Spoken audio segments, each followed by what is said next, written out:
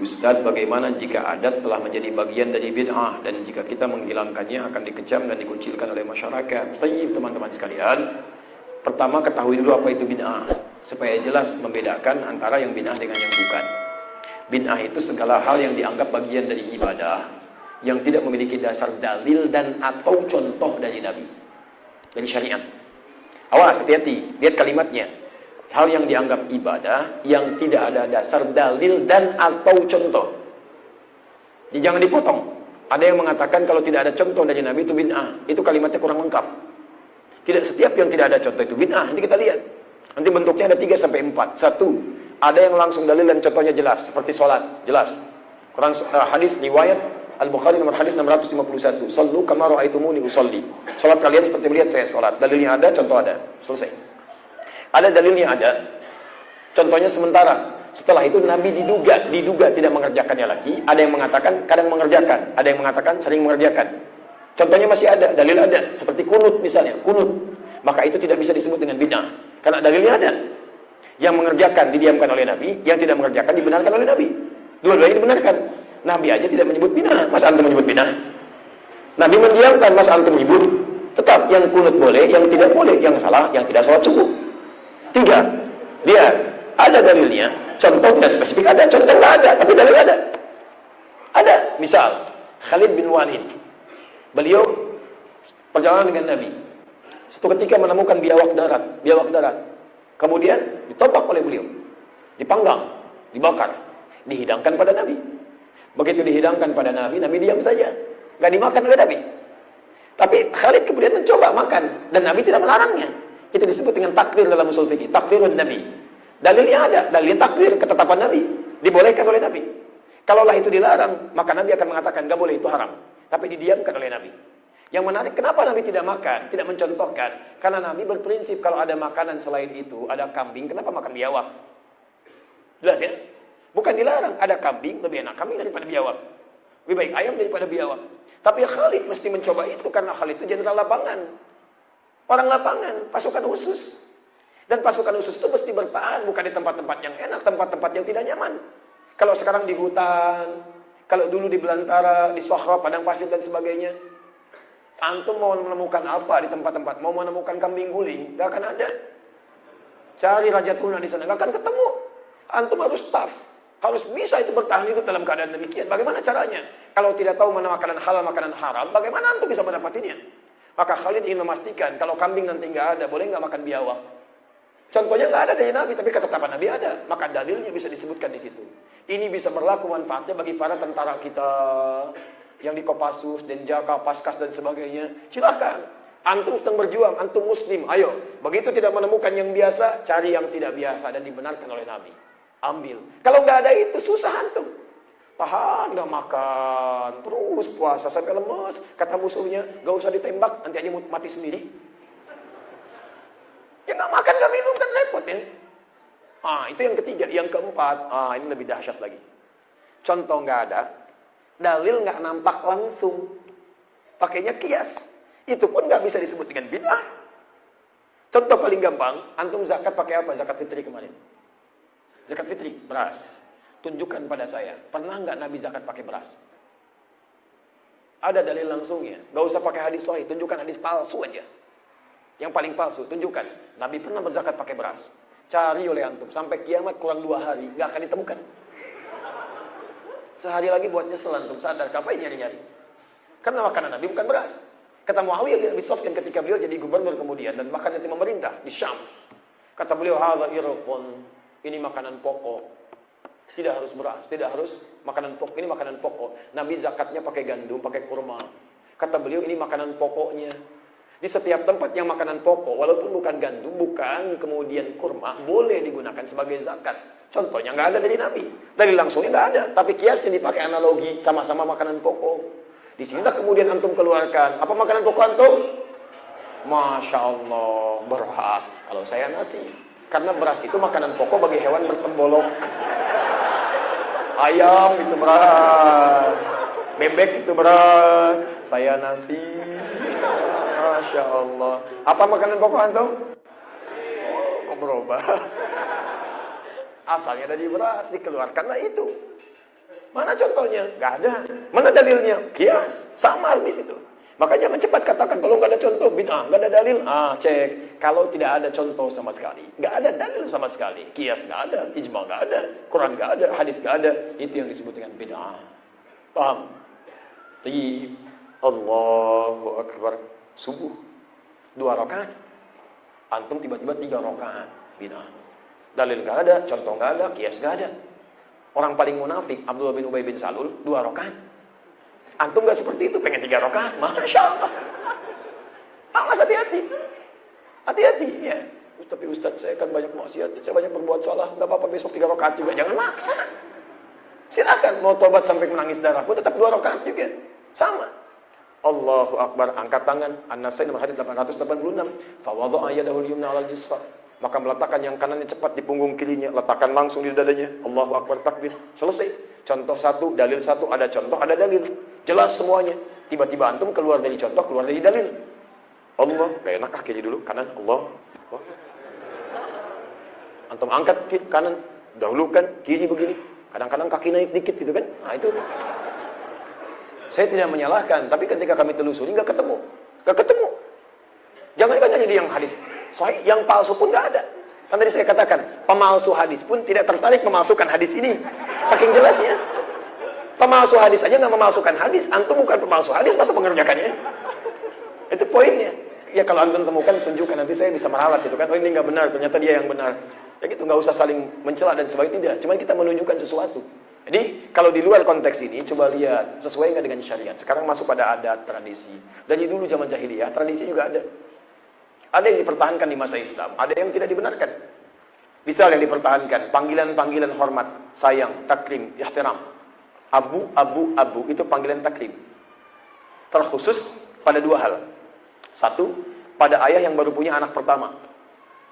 Jadi kalau ada lahir anak pertama, dipanggil dengan nama anaknya. Rasulullah SAW punya anak namanya Al-Qasim, maka dipanggil Abul Qasim. Abdul Manaf atau Amran punya anak pertama Talib, disebut dengan Abu Talib. Jelas? Untuk menghormati, selamat anda dianugerahi anak pertama. Masya Allah, luar biasa. Kesananya, teruskan. Yang kedua, sifat yang dominan, baik ataupun buruk.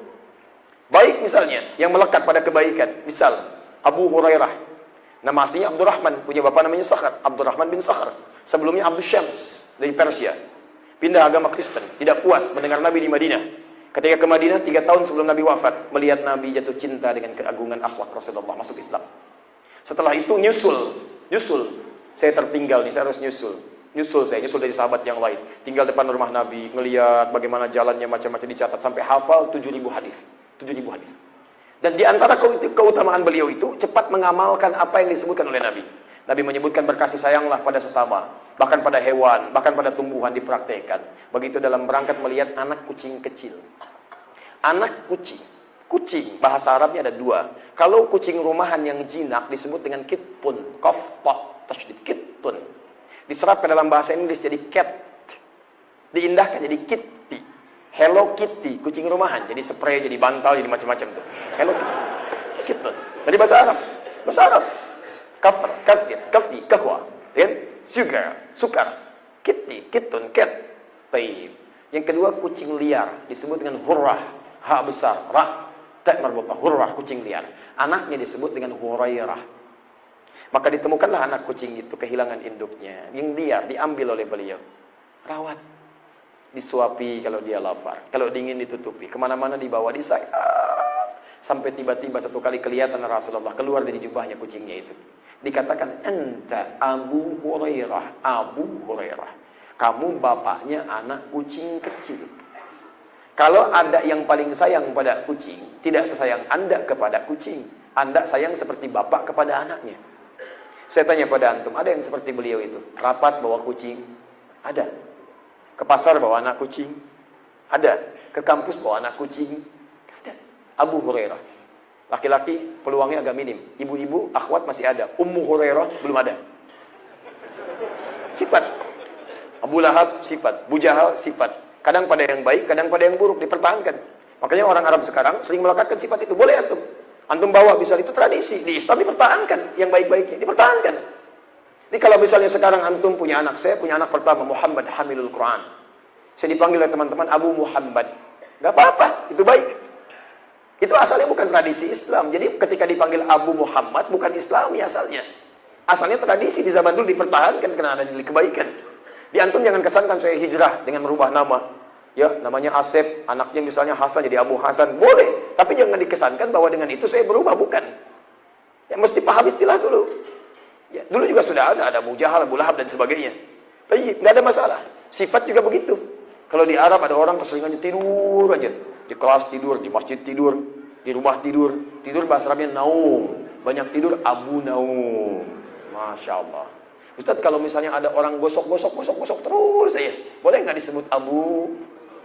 Ah, tidak, itu ngarang ya. Itu ngarang. Nah, adat. Kalau adat tidak baik, langsung dirubah. Banyak adat dulu. Kalau orang mau kerja, lontar dulu. Cocok keluar. Jangan berangkat, tidak berangkat. Itu buruk. Tatayur, burung lepaskan. Burung nggak kembali, cuaca bahaya. Balik lagi, aman, berangkat. Tatayur, nggak boleh. Ada lagi, tawafnya dulu pakai siul-siul. Ada yang tepuk tangan, ada yang nggak berbusana dan sebagainya. Buruk, tradisi, hilangkan. Tradisi bertentangan dengan syarat, hilangkan. Dengan syariat, hilangkan. Jauhi. Tapi, kalau sama dengan syariat, ada aturannya, boleh, nggak apa-apa. Sekarang cek dulu. Antum menyebut bid'ah, coba cek. Bertentangan tidak dengan syariat. Kalau bertentangan sama sekali dengan syariat, maka ditinggalkan. Pelan-pelan tinggalkan, pelan-pelan dengan cara hikmah, cara yang terbaik. Tinggalkan. Seperti khamar 4 kali turunan, tinggalkan. Kalau resiko, maaf ya, resiko dicela, dikecam, itu sudah fitrah. Fitrah, karena celaan itu melekat pada kehidupan. Antum orang baik akan dicela oleh orang buruk. Kalau antum orang buruk dicela oleh orang baik. Allah dicela orang kafir, malaikat dicela, nabi dicela. Disebut seorang dukun, kahin, sahir, tukang sihir, tukang penipu dan sebagainya. Nabi dicela, Allah dicela, malaikat dicela. Antum nabi bukan, Allah bukan, malaikat bukan. Gak pengen dicela. Antum siapa? Kalau antum orang baik dicela oleh orang buruk. Antum orang jelek dicela oleh orang baik. Selesai. Antum mau ke masjid ada orang mabuk, antum mencelanya dalam hati antum.